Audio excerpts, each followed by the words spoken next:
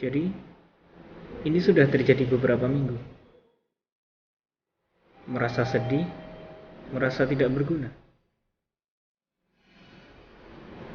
Iya, seperti semua orang menghakimiku. Lalu, kapan terakhir kali kamu bahagia?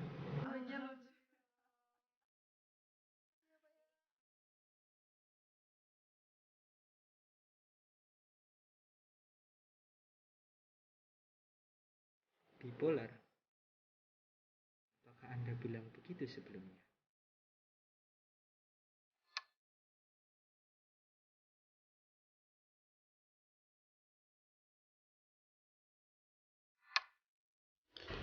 Merasakan perubahan mood atau suasana hati yang tidak wajar, itulah yang dinamakan bipolar. Lalu, apa pengertian sebenarnya dari bipolar? Nah, menurut American Psychological Association, gangguan bipolar adalah gangguan kesehatan mental, di mana seseorang mengalami perubahan suasana hati secara drastis, dan juga merasakan perubahan suasana hati tadi secara intens dalam jangka waktu yang panjang. Jadi, untuk lebih mudahnya, orang yang mengidap bipolar akan merasakan dua episode, yaitu yang pertama, episode mania, di mana dia akan selalu merasa senang, merasa terlihat keren, hingga suka melakukan suatu hal yang baru secara mendadak. Sedangkan yang kedua adalah episode depresi. Dia akan merasa sedih, lelah, malas melakukan satu hal, hingga bisa berujung ke rasa ingin bunuh diri. Dan rentang perubahan suasana hati tadi terjadi selama beberapa minggu hingga beberapa bulan. Jadi kalau kamu merasakan perubahan suasana hati selama beberapa jam saja, belum tentu kamu mengidap bipolar.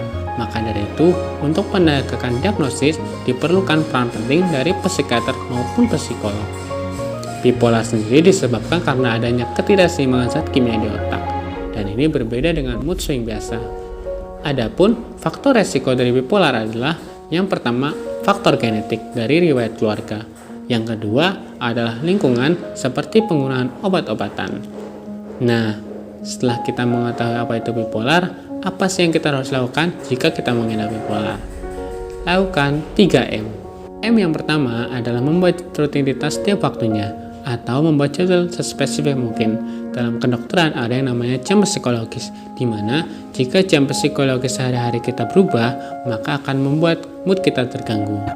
M yang kedua adalah memantau perilaku dan suasana hati kita, yaitu dengan melihat pola atau suasana hati kita, lalu mencatat gejala yang ada untuk memprediksi apa sikap yang harus kita lakukan. M yang ketiga adalah membuat rencana atau strategi untuk menstabilkan suasana hati, contohnya dengan mengurangi aktivitas, berolahraga, curhat pada teman, hingga melakukan suatu hal yang kita suka. Intinya di sini adalah kita harus tahu kapan saja suasana hati kita berubah dan bagaimana cara kita untuk menstabilkan suasana hati kita.